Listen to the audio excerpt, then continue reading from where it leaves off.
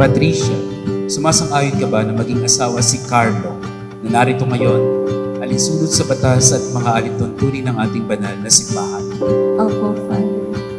Buong puso ba ang pagkakalaw mo sa kanya ng iyong sarili bilang kanyang may bahay? Opo, Father. Buong puso ba siyang tinatanggap bilang asawa? Opo, Father.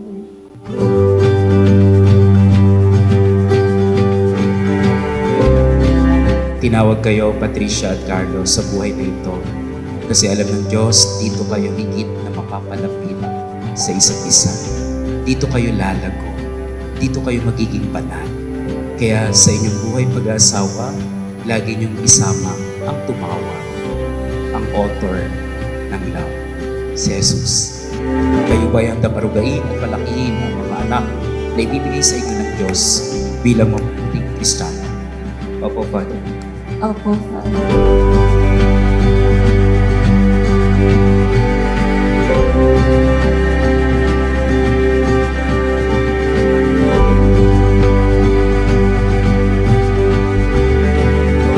Carlo, sumasang-ayon ka ba na maging asawa si Patricia na narito ngayon alinsunod sa batas at mga alituntunin ng ating banal na simbahan? Opo, Father. Buong puso ba ang pagkakalaw mo sa kanya ng iyong sarili bilang kanyang asawa? Opo, Father.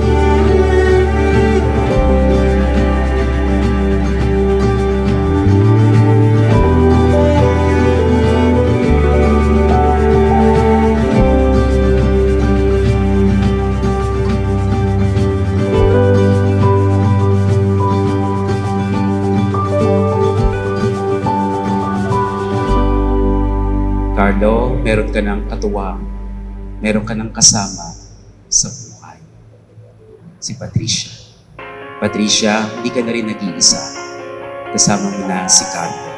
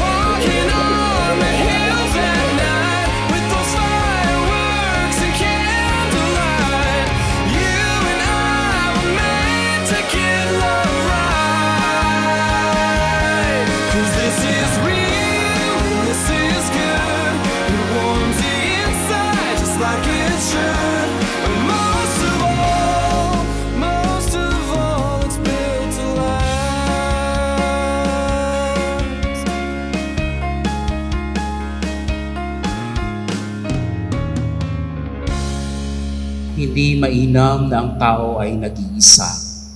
Kaya bibigyan ko siya ng makakasama at makakatulong. Yan po yung pagbasa sa aklat ng Genesis. Kaya, Carlo, binigyan ka ng Diyos ng makakasama sa katauhan ni Patricia. Patricia, binigyan ka ng Diyos ng regalo sa katauhan ni Carlo. Kaya araw-araw ng inyong buhay, pipiliin nyo ang isa't isa.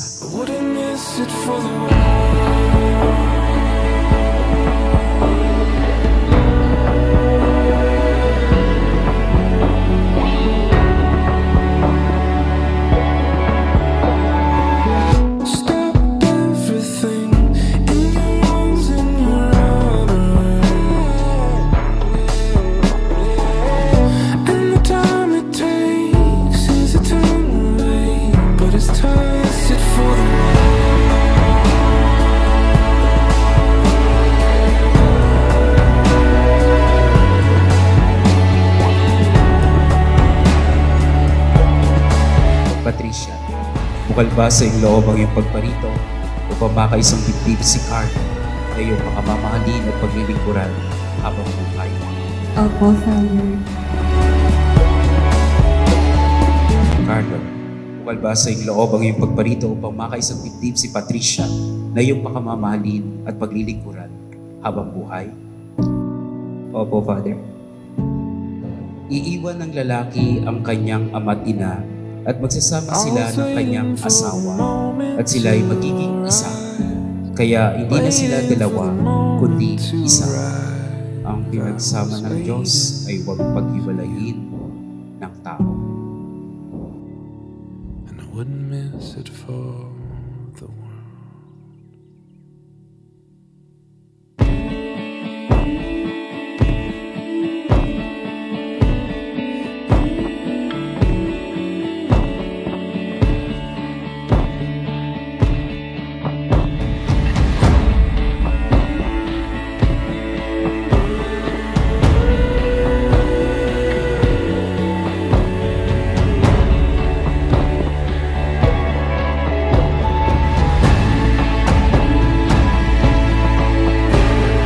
O Panginoon, Oo.